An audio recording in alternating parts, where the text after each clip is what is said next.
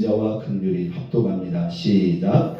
여호와의 인자와 긍휼이 무궁하심으로 우리가 진멸되지 아니함이니이다. 이것들이 아침마다 새로우니 주의 성실하심이 그시도소이다. 아멘. 할렐루야. 자, 여러분 좋은 아침입니다. 이게 이제 내부 공사 인테리어 과정이 사실 우리가 이제 참 하나님이 도와주셔서 여기까지 이렇게 왔습니다만은 이 마무리하는 것도 참 쉽지 않은 것 같아요. 물론 우리가 빠르게 마무리 짓는 것도 중요하지만 이게 또 강단 부분이고 또 스크린이라든지 또 어제는 프로젝트 이렇게 2대를 설치하는 그러한 일들 또 이렇게 이곳저곳 이렇게 하다 보니까 어제도 사실 저녁 11시까지 했음에도 불구하고 이왕 하는 거 이게 이제 컴파운드 작업이 깨끗하게 이왕이면 잘 될 때 나중에 좀 더 강단이 부작용도 생기지 않고 또 이게 스크린이 쏘아지는 그러한 부분이기 때문에 더 신경 써서 이렇게 지금 하고 있습니다. 오전에는 카펫 작업, 강단의 카펫 작업이 이루어지고 오후에는 이제 페인트 마무리 부분 이렇게 이루어지면 전체적으로 잘 진행될 것 같습니다. 여러분들 계속 기도해 주시고요. 또 여러분들이 그렇게 협력해 주셨으면 감사하겠습니다. 자, 오늘 에레미야 애가의 말씀. 이 애가라는 것은 슬픈 노래죠. 유다 왕국이 586년 BC 586년에 바벨론에 의해서 완전히 멸망되는 그런 역사적인 현장에 서 있었던 산 증인이 바로 에레미야 선지자입니다. 우리가 눈물의 선지자라고 일컬어지죠. 사실 유다 왕국이 오랜 시간 동안 하나님 앞에 범죄하고 하나님을 거역하고 끊임없이 죄를 범했음에도 불구하고 왜 유다 왕국이 멸망할 수밖에 없었는가? 하나님은 그들의 죄를 깨닫고 돌이킬 수 있으며 또 피해를 최소화할 수 있는 그 길을 하나님은 끝까지 그들은 하나님을 거역하고 그들은 하나님을 등지고 하나님 앞에 범죄했지만 하나님은 당신의 역할을 당신의 그 사랑을 끝까지 멈추지 않았다는 것을 우리는 이스라엘과 유다 역사의 기록을 통해서 확인할 수가 있습니다. 자, 그럼에도 불구하고 결국은 이 유다가 끝까지 회개하지 않고 돌이키지 아니함으로 말미암아 역사 속에서 그들이 바벨론에 의해서 멸망하게 됩니다. 그 역사의 현장 속에 있었던 이 에레미야가 눈물로 그 유다 백성들에게 호소하다가 결국은 그 나라가 자기 눈앞에서 멸망되고 초토화되는 것을 역사의 현장 속에서 보게 되죠. 참 어떻게 보면 그 시대 그 상황 속에서 참 미래도 내일도 소망도 찾을 수 없지만 깊은 고뇌와 또 그 슬픔 가운데서 애통해하며 기도하던 이 에레미야에게 하나님이 그럼에도 불구하고 언젠가는 이 민족을 다시 회복시키시며 일으키시며 다시 세우신다고 하는 그런 하나님께서 소망과 회복의 그러한 메시지와 그러한 소망을 허락해 주십니다. 실제로 그 유다 왕국이 역사 속에서 바벨론에 의해서 완전히 멸망되고 초토화됐지만 하나님은 이 예레미야 선지자의 이 입과 예언을 통해서 70년 후에 유다 왕국이 완전히 회복된다고 하는 그런 예언의 말씀을 남기게 되고요. 그 예레미야의 예언대로 70년 만에 유다 왕국이 진짜 기적과 같은 하나님의 개입과 손길로 그들이 다시 고국 땅에 돌아와 그 땅을 회복시키고 있는 것을 봅니다. 자, 오늘 저와 여러분이 읽은 이 본문의 말씀은 비록 자기 당대, 자기 그 시대에는 그 백성이 범한 그 죄로 말미암아 그 유다 왕국의 멸망을 눈앞에서 지켜봐야 했지만 그럼에도 불구하고 끊임없는 그 하나님의 긍휼과 자비를 오늘 성령의 감동 가운데서 보며 또 우리에게 그 소망의 말씀을 주고 있는 것을 봅니다. 자, 3장 22절 말씀 우리 같이 한번 읽어볼까요? 여호와의 인자와 긍휼이 뭐하심으로 무궁하심으로 우리가 진멸되지 아니함이니이다. 아멘. 예. 자, 19절부터 한번 이렇게 보도록 하겠습니다. 내 고초와 재난 곧 쑥과 담즙을 기억하소서. 내 고초와 재난 곧 쑥과 담즙을 기억하소서. 그러니까 지금 예레미야가 얼마나 고통스럽고 진짜 하늘이 무너지고 땅이 무너진 것 같은 여러분 그런 상황이 아니겠습니까? 그 마음을 표현하는 거예요. 내 고초와 재난 곧 쑥과 담즙을 기억하소서. 내 마음이 그것을 기억하고 내가 낙심이 되오나. 자, 21절 이것을 내가 내 마음에 담아 두었더니 이것은 뭡니까? 처음에 그 고초와 재난 그래서 그 낙심이 그의 마음에 있었더니 그것이 오히려 나의 소망이 되었사오면 그것이 오히려 나에게 소망이 되었사오면 그 큰 절망과 그 큰 낙심과 그 고난 가운데서도 오히려 예레미야가 그 상황과 현실만 보는 것이 아니라 살아계신 하나님을 바라볼 때 오히려 나에게 소망이 되었다 라고 말하면서 오늘 22절에 이렇게 말하고 있는 거예요. 여호와의 인자와 긍휼이 뭐하심으로 무궁하심으로 우리가 진멸되지 아니함이니이다. 여러분 우리는 이 구약의 이스라엘의 역사와 유다 역사를 통해서 아주 명명백백하게 하나님께서 저와 여러분에게 말씀하시는 메시지가 있어요.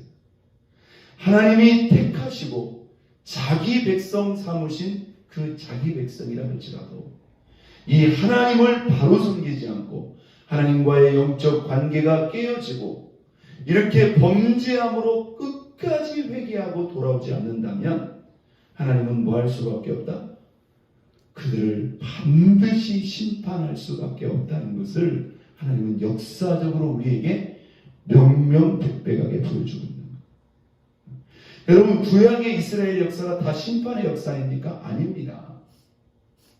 또한 수많은 구원의 역사예요. 하나님은 그들을 구원하셨고 그들을 자기 백성 삼으셨지만 그들이 하나님 백성 되었지만 전혀 하나님의 백성답지 못하고 이렇게 범죄하고 하나님 앞에 돌이켜 죄악의 길로 불신앙의 길로 끊임없이 행한다면 하나님은 그 가운데서 그들을 바로 심판한 게 아니었습니다. 수많은 선지자들을 보내서 그들에게 돌아오라고 회개하라고 그들에게 끊임없이 말씀을 합니다. 그러나 그들이 끝까지 회개하고 돌이키지 않을 때 하나님은 반드시 심판을 했다는 거예요. 그런데 그렇게 심판을 해서 그들이 뿔뿔이 나라를 잃고 흩어졌지만 그게 끝이었는가? 그게 끝이 아니었다는 거죠. 하나님은 그럼에도 불구하고 오늘 선지자 에레미야의 그 가슴과 영혼에 성령으로 감동하사 이것이 끝이 아니라 그럼에도 불구하고 언젠가는 하나님이 그들을 돌이키시고 회복시킨다고 하는 그런 믿음의 소망을 보여주셨다는 거예요. 왜요? 22절 왜요? 여호와의 인자와 긍휼이 뭐하심으로? 무궁하심으로 우리가 진멸되지 아니합니다. 우리가 완전히 멸망한 것은 아닙니다. 하나님이 호되게 그들을 징계하시고 형벌하신 것 같지만 하나님이 그들을 진멸하지는 않았다. 왜요? 여호와의 인자와 긍휼이 뭐하심으로? 무궁하심으로. 여러분 여기서 여호와의 인자와 긍휼이 무엇입니까? 여기서 여호와의 인자라는 것은요 그 하나님의 가슴과 그 하나님의 중심으로부터 흘러나오는 하나님의 그 따뜻하고 깊은 그 사랑을 말하는 거예요. 하나님의 놀라운 사랑, 그 사랑이 무엇이므로? 무궁하심으로. 긍휼은 무엇일까요? 그 하나님의 사랑으로부터 우리 연약하고 죄인된 인생을 향한 하나님의 그 측은하고 불쌍히 여기는 그 애틋한 그 마음을 바로 긍휼이라고 우리가 말할 수 있습니다. 그러니까 그 무궁한 사랑과 그 무궁한 긍휼로 우리를 바라보고 있기 때문에 하나님께서 이 백성을 포기하지 않을 것이다. 혹여 여러분 가족들 가운데, 여러분 자녀와 자손들 가운데, 혹여 여러분들이 예전에 믿음 안에서 보았던 그런 믿음의 지체 가운데 지금은 주님을 떠나 있고 주님을 등지고 있다 할지라도 여러분 여전히 그들을 향해서 하나님의 인자와 긍휼하심의 그 마음이 무궁하고 변함없는 걸 여러분 믿으시기를 바랍니다. 우리가 보기에는 저 사람이 돌아올까? 저 자녀들이, 저 자손들이 돌아올까? 아닙니다. 여러분 우리는 그들을 바라봐야 될 게 아니라 누구를 바라봐야 돼요? 우리 하나님의 무궁한 인자와 긍휼하심을 바라봐야 돼요. 저는 이번에 우리 교회를 하나님께서 이렇게 새롭게 하시는 그러한 모든 과정, 이 모든 과정을 통해서도 하나님께서 이 교회를 향한 그 무궁한 인자와 긍휼하심의 은혜를 베풀어 주셨다고 저는 생각합니다.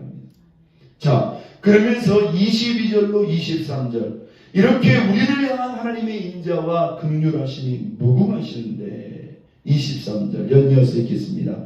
이것들이 아침마다 새로우니 주의 성실하심이 크시도소이다. 아멘. 할렐루야.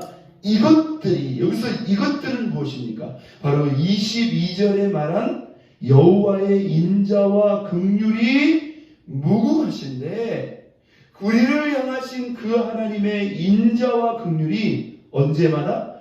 아침마다 새로우니. 아침마다 새로우니. 여러분 이 말이 무슨 말일까요? 어제는 그들의 죄로 말미암아 하나님이 무섭게 징계하고 심판했다 할지라도 하루가 지나고 또 새로운 아침이 밝아오면 하나님이 아침마다 새로운 인자와 긍휼하심으로 우리를 바라보시고 우리를 대하신다는 거예요. 그러면서 주의 성실하심이 크시도다. 여기서 이 성실하심이라는 것은 우리를 향한 그 변함없는 꾸준한 신실한 그 마음이 너무너무 크고 너무너무 위대하다는 것을 우리에게 말씀하고 있는 것입니다. 한번 닿습니다. 주의 인자와 긍휼이 무궁하실 뿐만 아니라 무궁하다는 것은 끝이 없다는 거죠. 무궁하실 뿐만 아니라 이것들이 아침마다 새로우니. 할렐루야. 아침마다 새로우니.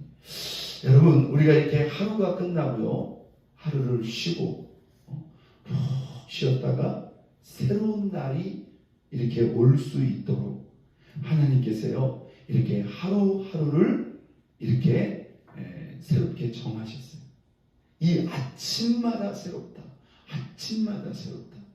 여러분 우리 하나님은 주무시는 것도 없고 사실 쉬시는 것도 없어요. 그러나 이렇게 하루를 끝내고 새로운 아침을 시작합니다. 여러분 우리는 이 매일 아침마다 새로운 그냥 막연한 새로움이 아니에요. 아침마다 새로운 마음과 중심으로 우리에게 그 무궁한 인자와 긍휼로 다가오시는 우리 하나님의 그 무궁한 인자와 긍휼을 아침마다 기억하고 아침마다 바라봐야 될 줄로 믿습니다. 믿습니까? 예. 여러분 아침마다 새로운 인자와 새로운 그 긍휼의 마음으로 성실하게 변함없이 꾸준히 어느 때나 그 인자와 그 긍휼로 우리를 아침마다 새로운 마음으로 찾아오시는 그 하나님을 오늘 바라볼 것을 오늘 하나님은 에레미야를 통해서 우리에게 말씀하고 있습니다. 여러분, 우리의 삶이라는 게요, 사실 단조롭게 생각하면 늘 그렇고 그런 삶처럼 우리에게 느껴질 수 있어요. 그래서 오늘 하루도 또 이렇게 살아가는가 보다. 또 봄이 오고 여름이 오고 또 한 해가 지나가고, 여러분, 그렇게 우리가 단조롭고 그렇고 그런 삶이 우리에게 이루어지는 것 같지만 우리를 향한 하나님의 마음이 그렇지 않다는 거예요. 아침마다 새로운 그 무궁한 인자와 긍휼로 성실하게 끊임없이 우리에게 새로운 날, 새로운 기회, 새로운 도전, 새로운 변화, 새로운 역사를 우리에게 이루시기를 우리 하나님은 원하고 기대하며 우리에게 다가오고 있다는 것입니다. 오늘 저와 여러분의 삶 속에 어떤 고난과 도전과 시험과 어려움이 있습니다. 여러분, 그럴 때 우리 눈앞에 현실과 아픔과 어려움과 문제만 보지 마세요. 우리 하나님의 인자와 긍휼은 어떠하다?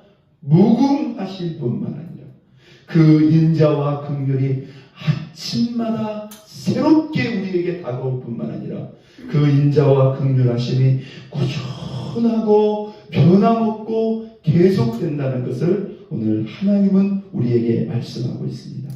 오늘 그 하나님의 무궁한 인자와 긍휼, 아침마다 새롭게 하시며 성실한 그 인자와 긍휼을 오늘 이 새벽에도 저와 여러분들이 소망하고 또 붙잡고 의지하는 가운데 오늘도 우리 하나님의 무궁한 인자와 긍휼 속에서 이기며 승리하며 영광 돌리는 저와 여러분 모두가 될 수 있기를 예수 그리스도의 이름으로 축원드립니다.